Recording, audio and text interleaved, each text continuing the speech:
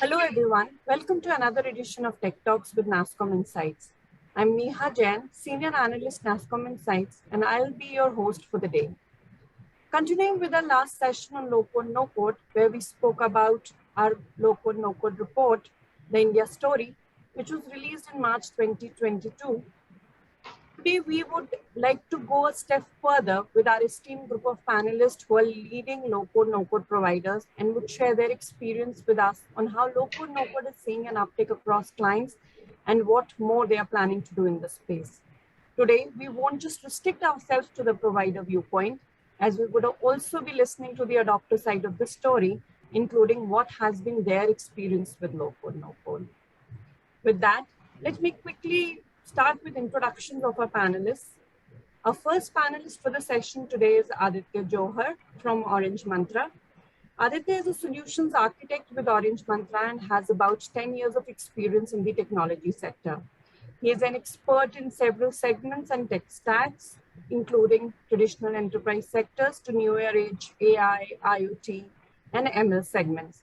Welcome to the session, Aditya. Thank you.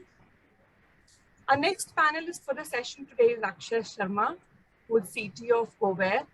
Akshay is a tech analyst, ex-Gartner, and has authored over 280 research notes on emerging technologies like DevOps, software-defined data centers, 5G, and IoT. He's a former CTO of one of the first video Wi-Fi smartphone firms. He is an entrepreneur in the tech sector, having worked for firms that are now part of leading firms like Intel, IBM, Nokia, and Ericsson. He also advises many emerging startups such as Kovair in the DevOps and ALM arena. Welcome to the session, Akshay. Thank you. Our next panelist for the session today is Nishant Tyagi from Newgen. Nishant is working as a senior product manager for Newgen and manages the product portfolio for Newgen's hyper-automation platform suite. His key responsibilities include product direction, roadmap, evangelization, and go-to-market. Welcome to the session, Nishant. Thank you, Neha. And last but not the least, we have Vijay from Nekkanti Seafood, who would be adding the provider viewpoint to today's discussion. Vijay is VP Operation and Digital Transformation at Nekkanti Seafoods Limited. He has varied experience across sectors and organizations, primarily in the manufacturing industry. He has been using SaaS, low-code, no-code platforms since the last 4 years of varied sophistication levels and is a strong proponent of this technology. He also sees low-code, no-code as the way forward for organizations keen on embracing this new norm of working. Welcome to the session, Vijay. Thank you very much. Okay, so let me get started with today's session with my first questions. First to all the providers we have, and at the end, I would like Vijay to add his thoughts. So let me start with Nishant. Nishant, what has been your experience with low-code, no-code, and how do you think it's taking up across both global and Indian clients? Okay, first of all, thanks Neha for inviting me with other stakeholders. Now coming on to the question you asked about, my experience on low-code, no-code, how it is taking up across. So our experience or my experience is totally driven from our customers, and which in turn derives our product roadmap also. Feedback which we have from our customer is they want to create peripheral applications around the core system. For example, it could be claim processing, it could be service request, it could be account payables. For this, they are looking or they are using some of the other low-code, no-code platform, and they're replacing their legacy code bases. Today, customers are way different, right? They're way different how they used to be earlier. Now they want to control the complete development process. They want to create apps by themselves. This has led to huge demand for low-code platform, which gives them power to create UIs through templates, which give them power to create business logics by writing simple English lines. They can create business processes by dragging and dropping. With a lot of integration catalog, they can create powerful complex app in a very rapid way. When it comes to no-code, they are also empowering their business users. They want that business users should also become part of this whole gamut. And for them, they offer tools like robotic process automation so that they can create some own, task management pieces for them. These business users are also helping by co-creating business apps, which are then extended by the pro developers. Right? So it becomes a fusion team wherein the business users, using the no-code capability, and then the pro developer using the low-code capability are creating a complex business application. Post-pandemic, we have also seen this trend is changing altogether. Our customers, majorly in US or Europe, are inquiring about making the experience seamless for all channels. Till now, when we talked about channels, it was only limited to customer. Customer could come through social media, customer can come through email or can walk in. But now the enterprises are looking for the channels for their employees. They want a platform, which can give them a unique or seamless interface or experience that is, seamless for their customers also, for their employees also, and even for their development team also. They're investing in the tools, they're investing in the platforms, which brings in the ecosystem for creating those apps. Right? Even the platform, the output portal, or the middle office application, they follow same user experience. Now, what gives this is, the low code gives those developers such an ecosystem that they are able to give a wow factor to their end customer in the form of output application. So in my opinion, I would say low code and no code, both are in. They both are in trend. But the kind of business we are in, the kind of customer we have from the enterprise point of view, I believe, over the both, when I compare the both, low code wins the battle against the no code. That's what my take on this. Sure. Thanks, Nishant. Akshay, I would like you to, put your viewpoint across. You're on mute, Akshay. Okay, sorry. Yeah. Okay, as a veteran on low code, no code platforms, having worked on these solutions when these were called case tools back in the 90s, I'm probably one of the oldest low code, no code people you'll ever meet. I've worked with Nortel's Object Time, which became IBM Rational Rose real time, and later with Telelogic, which merged with Doors to become Telelogic Doors, and Verilog, all became part of IBM Rational Suite. And the idea back then was to formalize the development process with graphical models, to configure systems or data fail code templates that were tested and validated. In the 90s, these became very popular in telecom for telecom applications like calling card applications, with UML models, then business applications occurred. And for example, I personally have worked not only in the telecom world, but in the avionics industry. I helped create the Airing 629 data bus, which is used for fly-by-wire with Boeing's 777. The new 777X and the Airbus A380 are examples. And that was back in the 90s. But as we know, in the 2000s to, I would say, about 2015, the notion of case tools or low code, no code gave way to full stack engineers, where engineers came in with their complete solutions, complete code-based platforms with newer languages like Python or C#. And newer API-based systems with RESTful APIs started to proliferate to existing systems like ERP or CRM.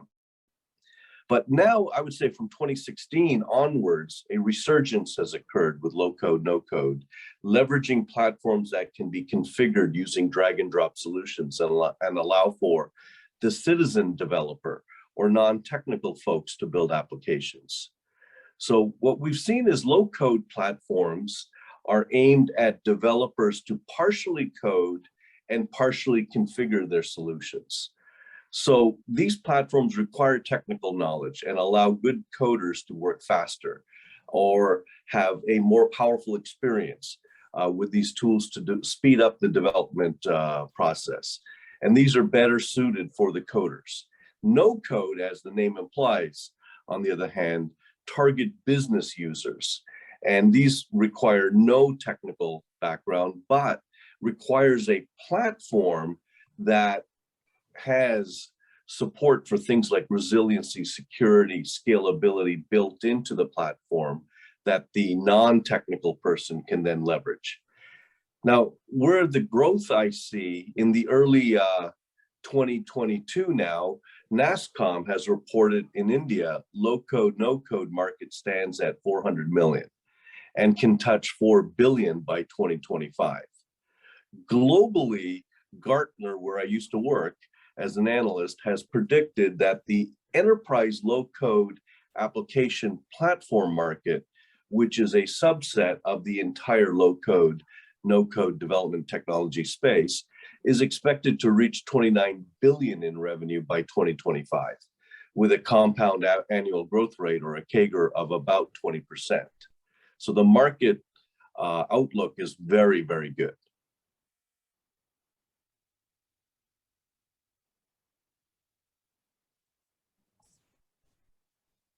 You're on mute. Yeah. Okay. Oh, so thanks, Akshay. Aditya, I would like to hear from your side, what do you think, how low-code, no-code is, picking up across clients, and what are your viewpoints on that? Yeah. Yeah. Thank you. Thanks for this opportunity to speak at this panel. So, over the past 10 years, when I started my career about 10 years back, we used to make websites on HTML, CSS, and JavaScript, and, write, code to do that. Today, we've got platforms like Wix. You can go online, build your website in about literally 5 minutes, and you can, I've seen this transition where becoming a coder was a difficult process. We used to have textbooks, we used to study through all these algorithms and these, theoretical knowledge just to be able to write code. And then suddenly in the past, 8-9 years, everything just went on Google. You wanted to do anything, you went on Google and you searched for it. And rather than learning the knowledge or the theory behind, what's happening in code, it became a very practical job that, okay, I need to have a login screen. How am I going to do it? Let me just Google that. As an extension to that, what's happened in the past, 2, 3, 4 years, as coders move from the theoretical side of things to Googlers. Today a coder is not really a coder, he's a Googler. And in the past 2 or 3 years, what's happened is that we've realized that you can standardize a lot of the processes that go into writing code, and a lot of the things that most applications require are fairly standard across a lot of platforms.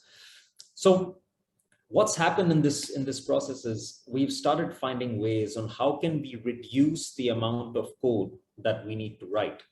And if you see in the past 10 years, making a simple web page used to involve at least 3 files. You would need at least 3 sets of files, your CSS, your JavaScript, your HTML.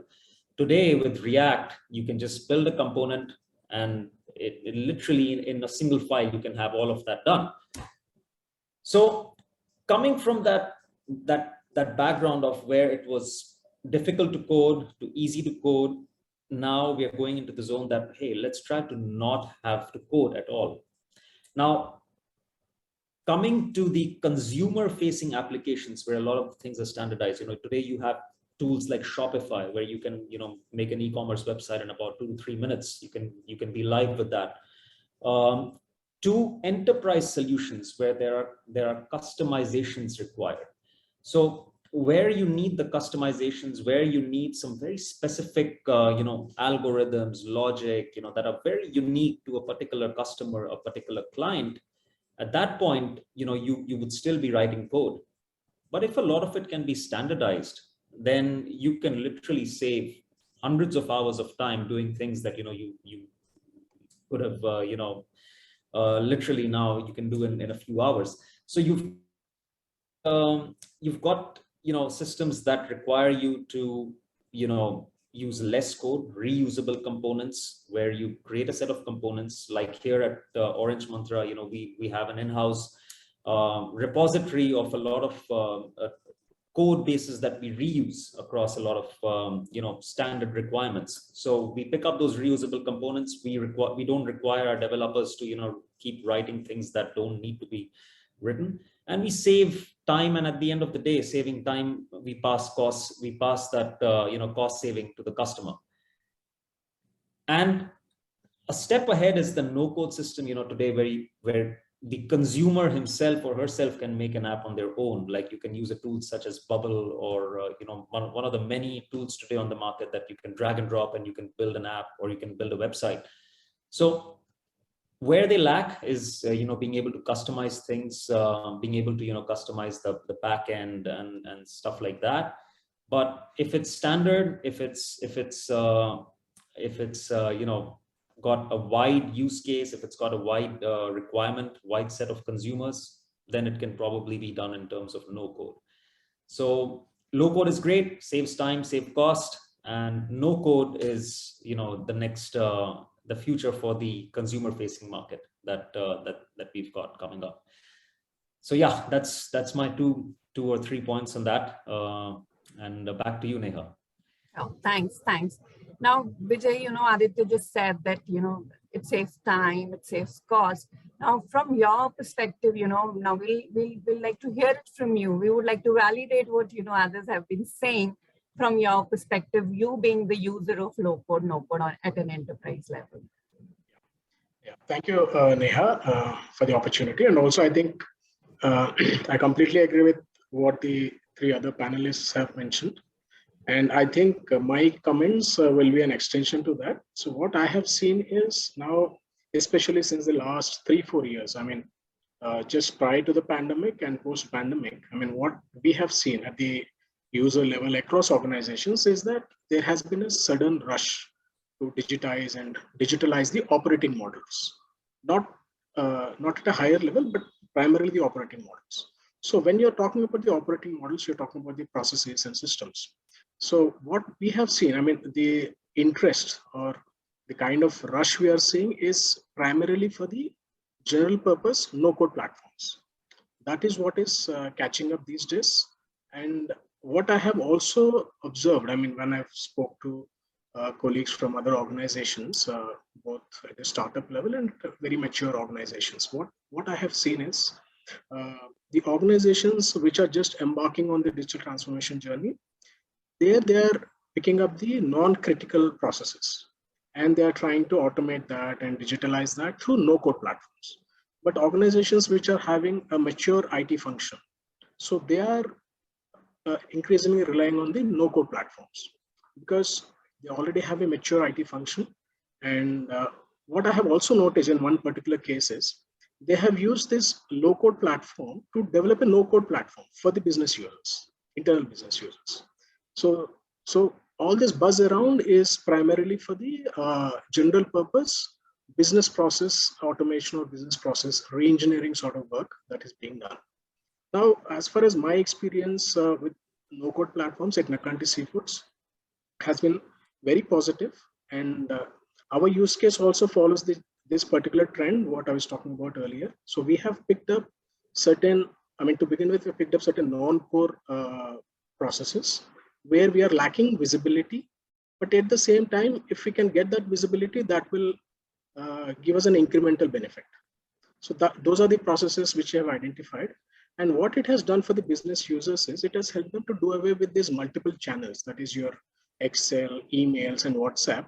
And all that got consolidated into one single web or mobile application, which actually helped us to speed up the decision making and also bring about the transparency into what is actually happening at the ground level and what is it that can be done to further streamline and to further improve the efficiencies.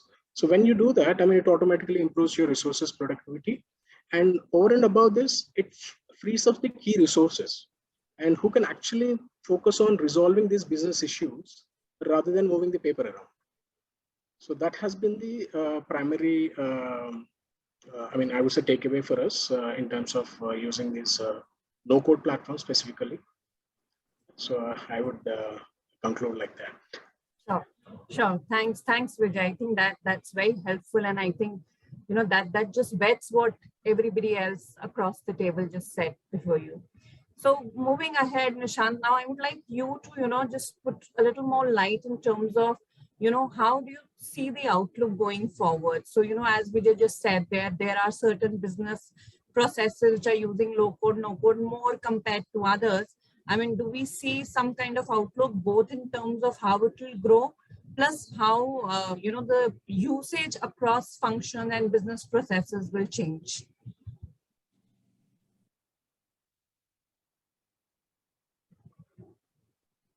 I think we have lost Nishant. Okay. Can we go back to Akshay? Akshay, would you like to add a couple of points there? Sure. So according to Gartner, having been there for a decade, the rapid increase in enterprise adoption and usage of enterprise low-code application platforms is driven by three main trends: democratization, hyper-automation, and composable businesses. So democratization. On average, 41% of employees in an organization are business technologists. That is, employees who report outside of the IT department and create technology or analytics capabilities for internal or external business use. Low-code application platforms empower diverse fusion teams to deliver innovation. With the predicted skills shortages in IT, this trend will continue, as well as the notion of shadow IT, where non-technical departments in an enterprise want to contribute to the business solutions. The next point was hyper-automation. Hyper-automation involves orchestrated use of multiple platforms, technologies, tools, and low-code application platforms have emerged as a key component for successful hyper-automation, with 13% of business technologies indicating low-code development tools are among the top most used tools based on frequency and volume to support hyper-automation initiatives over the past 12 months. With newer solutions like RPA, robotic process automation, and iPaaS, integration platform as a service, these are becoming more mainstream with drag and drop enablement. And then the third point was composable businesses. Organizations are adopting application composition technologies that enable fusion teams to implement composable applications. Low-code application platforms are one of the key technologies that drive greater composability of business services, functionality, and capability. Business composability is a combination of mindset, practice, and tools that enable enterprises to sense and respond to changing business conditions, where we organizationally create Lego block teams that are autonomous and have the work of producing technology capabilities that are modularized and automated using APIs, leveraging microservices and other modular components, as well as low-code application platforms. Here, the ideation and innovation tiger teams may not have all of the IT folks involved, and since then, they need low-code, no-code platforms to build from. Sure. So I think we have Nishant back. Nishant, can you just add your viewpoint there? Yeah, sure. I totally agree with what Jay said. Hyper-automation, composable apps are the key trends for the next growth. Again, talking about the uptake of low-code, no-code globally or in India, first of all, I would like to say India is, again, leading the path in the adoption of disrupting technologies.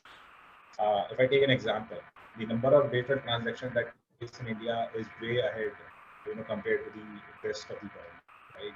Similarly, the adoption of low-code, no-code technology is on accelerated mode. Even the PSUs, government agencies are adopting it. Not only the enterprises, but the government agencies are also adopting. To elaborate more on low-code, no-code, I mean, these are, I mean, low code, no code is a term. However, these are related to technology. There could be a low code application development framework. There could be a low code mobile app development framework. There could be a low code business intelligence, platform. It could be a low code DevOps platform. All of this, when we combine together, we bring it under the umbrella of hyperautomation. Another significant thing that we have observed why it is, it's an uptake in the market for low code, no code is it solves a problem of Mr. CIO. Akshay would agree with me on this. Unlike old days, now enterprises can govern the portfolio of apps from one interface.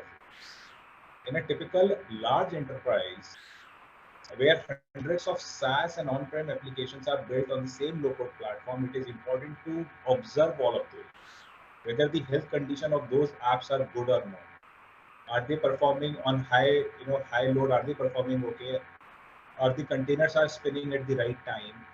Are the containers taking low time while spinning, or they are taking large time? So all of that observability is a very critical part which is associated with low-code no code. Connected CI/CD pipelines with the automated testing is the successful key mantra for production apps. Today, what I have seen is, globally, enterprises are investing very heavily on adopting low-code. Gartner says, when I've talked about hyper-automation, Gartner says this ecosystem of hyper-automation is expected to hit $600 billion by 2022, which is up by 23% of last year. When I cut down it to the low-code application adoptance, is Gartner says by 2025, 65% of the application development will be carried out through low-code platform. So this is the power, what enterprises see in low-code platform.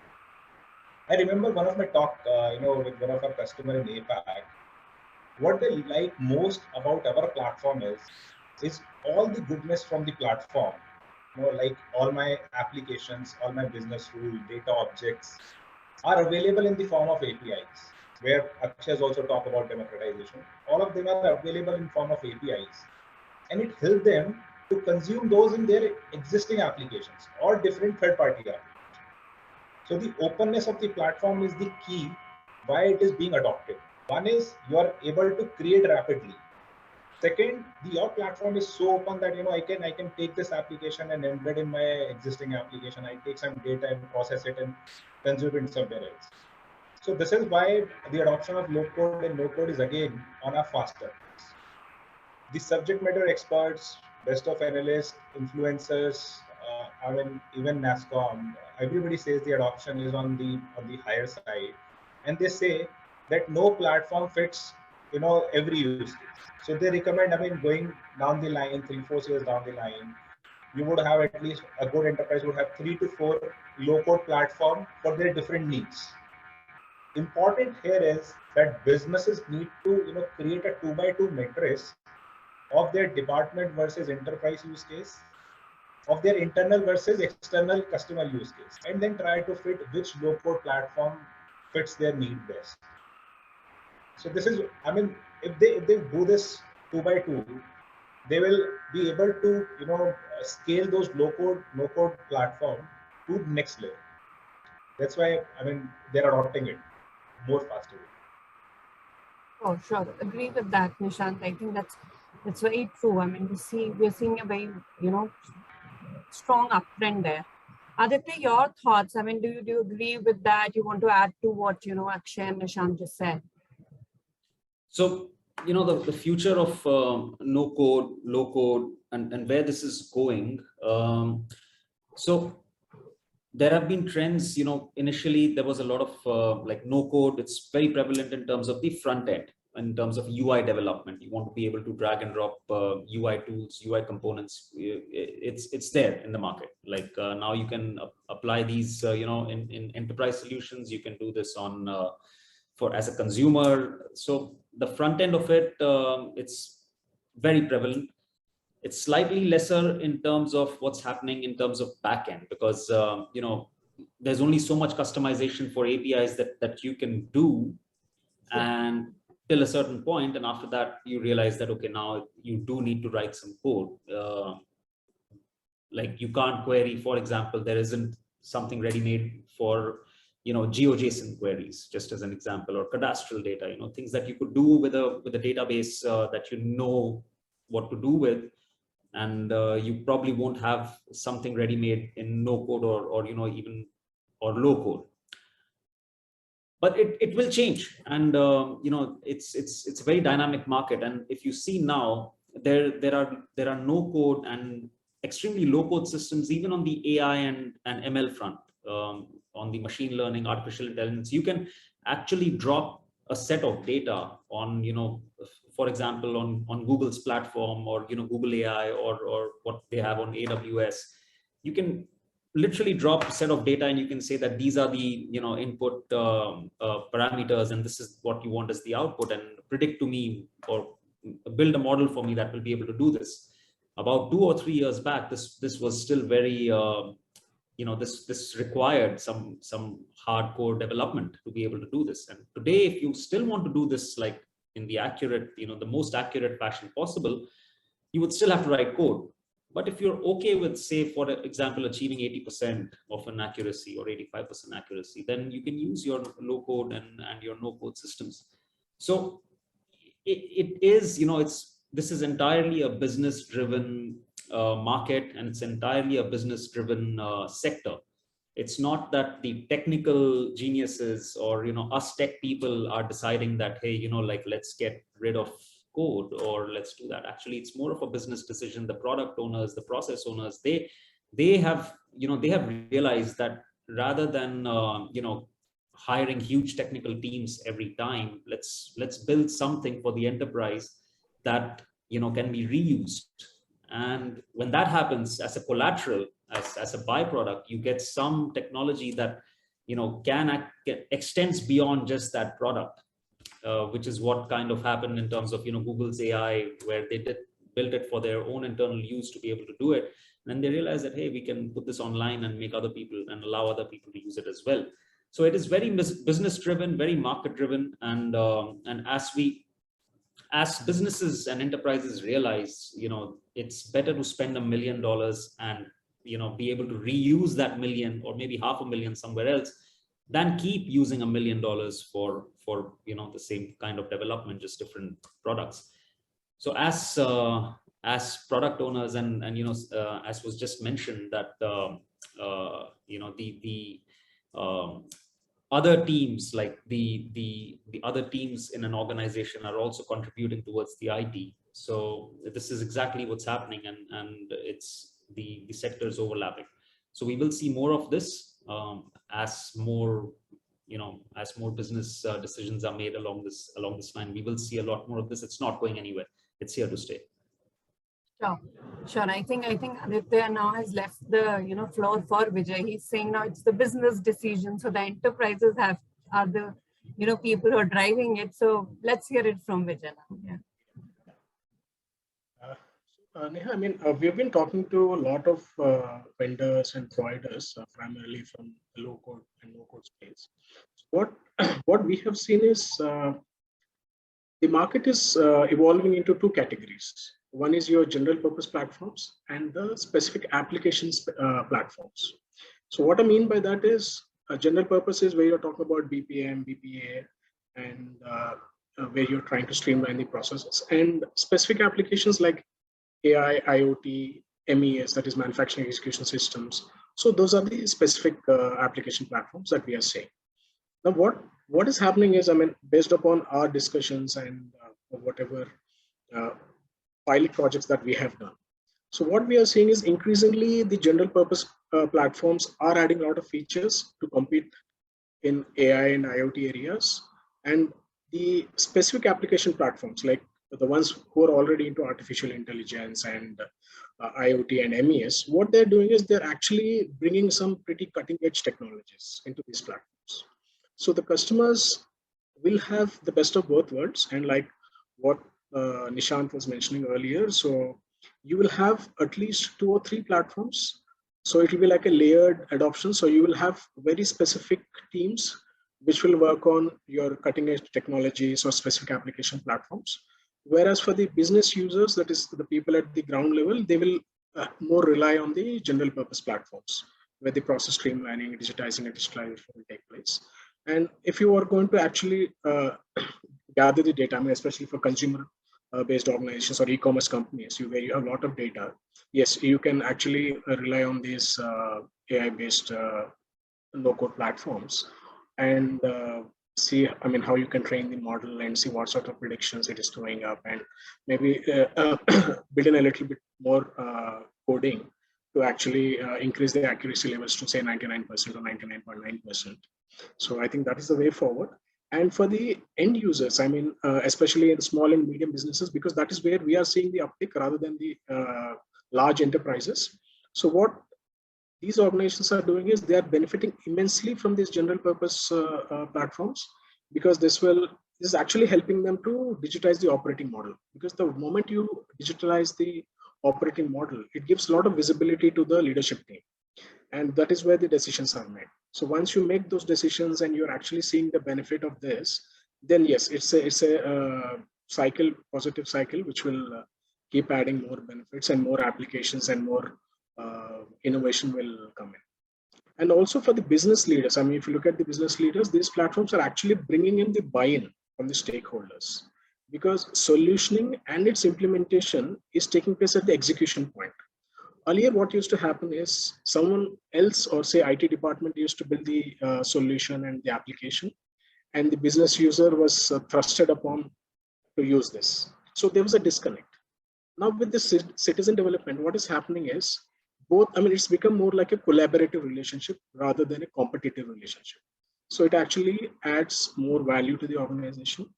And also, I mean, recently, based on, I had one session with Forrester. So one interesting job profile is coming up. I mean, especially for organizations who have undertaken this digital transformation, is you need a techno-functional person. So you need a guy who has a technical bent of mind. At the same time, he is the one who knows your processes in and out. So this is a job role which is going to emerge in the next 2 to 3 years time. And it is going to be a very powerful one, because currently what is happening, this is being done by the business excellence teams. Now that is going to slowly get transformed into this sort of a role, and it is going to wield a lot of power in the once that becomes standardized. So that is how I see this space evolving, and especially for the business users and what and how they can take it up. Sure. Thanks, Vijay. So I think Vijay has confirmed that, the business is all willing to take it forward. Just to now, we all agree that, the outlook is bright, the business is willing to take it up, the providers are trying to customize it for them as well. But any thoughts that you would like to add, and maybe I can start with Nishant again, that, other stakeholders, like maybe a government or trade bodies like us, and other key stakeholders in the ecosystem, can they be of any help, which will actually help you, penetrate low code, no code better in the overall Indian market scenario? And maybe I'll come back to Vijay also in case he also has some pointers there. So maybe Nishant, I can start with you. Sure, Neha. Neha, one thing is, with this increasing trend of low code, no code, there are numerous vendors who have came into this whole game. There are platforms which serve a very typical, they're a niche market. They're also low code, no code. Then there are platforms like us, which cater to the need of extremely complex process-oriented, content-oriented processes for bank and insurance. They're also under the umbrella of same low code, no code. Enterprises need to be very cautious while selecting the right platform. They need to assess, right, the criticality of data and document in their business operation. What level of security and controls are required to meet this compliance? So there should be first priority on that. For enterprise-wide acceptance, they should look for a platform which gives them a fine control on the minutest part of application as well as content, right? So, and once the application is there, the infrastructure monitoring part, the capability of monitoring the infrastructure, application, health of the business, And driving insights from those applications is the key factor. When you drive insights from those applications, actually enterprises are able to improve those applications on all fronts. They try to make it more usable, more accessible to the end customer. Businesses, entities should always look for duly certified, time and tested platform which comply to industry standards like PCI DSS, HIPAA, or DoD compliance to mitigate all the risks associated to data security. My last thought would be businesses need to evaluate low-code platform which can become their digital transformation partner and fits into their hyper-automation journey landscape. So they need to take care of this security aspect first when it comes to low-code. Sure. Akshay, anything that you would like to add in terms of any key recommendations you have? Sure. So at Kovair, we see many clients from government agencies to industrial manufacturers to banks and many other industries, all creating business applications using a low-code, no-code platform like Kovair's ALM and DevOps solutions, or with Kovair's Omnibus as an enterprise service bus. This is gaining rapid momentum as it allows for digital transformation to occur with the following basic principles. More agility through discovery of solutions and their APIs with better modularity, leveraging low-code, no-code platforms and enterprise service bus solutions. Better leadership through orchestration and management solutions with complete reporting and traceability all built in. And better resiliency through autonomy, process automation, and governance with compliance. This type of thinking enables a business to not only survive, maybe even flourish in times of great disruption. From a technical perspective, this type of business composability with low-code, no-code platforms is not new to CIOs and CTOs. It exists in familiar technology, from APIs to containerization to, like I said, originally case tools back in the 90s, to templates and reusable modules to microservices as well.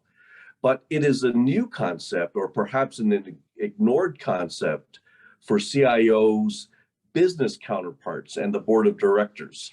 So now these folks have to now jump in. The composable business mindset with low-code, no-code platforms requires a foundational change in business thinking, architecture, and technology. Instead of throwing everything to the CIO and CTO teams or the software engineering teams, the entire business can now participate. Now innovation through ideation is occurring by adding newer composable business blocks as needed, like Lego blocks. A car is designed and wings are added to create a plane. And then a rocket engine is added to fly to space in a modular manner with drag and drop solutions. A new, you could say, set of recommendations would include selection of partners that have a holistic offering, that are with best of breed partners, as likely one vendor is not likely to solve all of the needs of the enterprise. Look for enterprise low-code, no-code application platform vendors that provide solutions and services, ideally with drag and drop ease of use, with high performance, high availability, and high scalability built in. Ideally, disaster recovery should be built in with enterprise security and process compliance. Ideally, you should also have API access to and from the enterprise to third-party cloud service providers. Application usage monitoring and or service level agreements or hooks to partners that provide these will be needed. And then, of course, technical support training by the vendor, and if needed, professional services for customized work. Advanced capabilities may include enterprise low-code, no-code application platforms with front-end user experiences beyond web, beyond the simple UI, to workflow engines and business process management solutions. And then complex business process automation and management may have concepts of value stream flow metrics that are meaningful to the business. And then ideally, this is all built around an event-driven architecture with application composition. Sure, sure. Thank you, Akshay. That was very detailed and very true. I mean, there's a lot of training that needs to come in also from the vendor side. We have to look at a lot of nuances there. So, Aditya, anything that you would like to add on that front? Yeah, just a couple of quick points. So, like coding is not going to go anywhere anytime soon. It's still going to be there, and development is still going to be there. But it's kind of a requirement from an ask from developers themselves and from from the business teams and the product owners, that whatever we do, let's not reinvent the wheel every time. And because of that, it seems like a mass movement.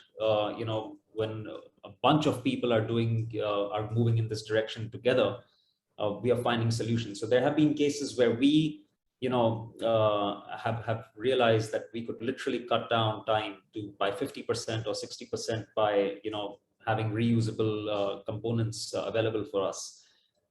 And then as we get that, we build upon that. So it's not, development is not going anywhere. It's just becoming more refined, and this is the trend that's going to continue.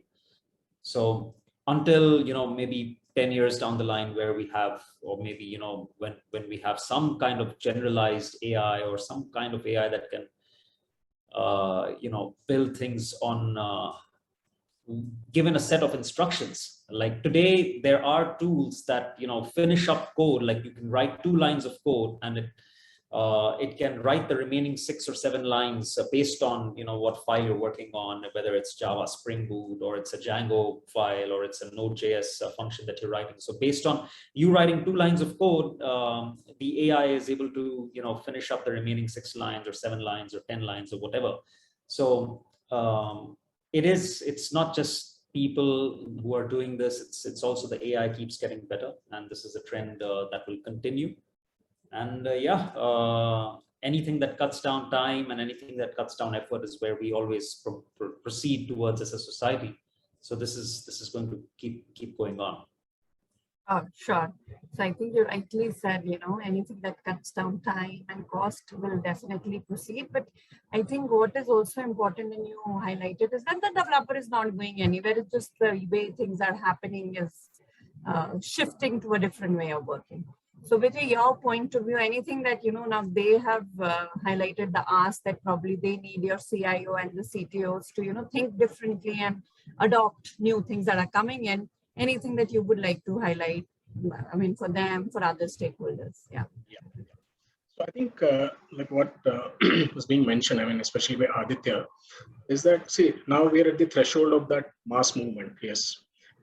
Coders and developers are going to be a very niche class. I mean, going forward, you will only use them for very niche applications or something which AI cannot act upon.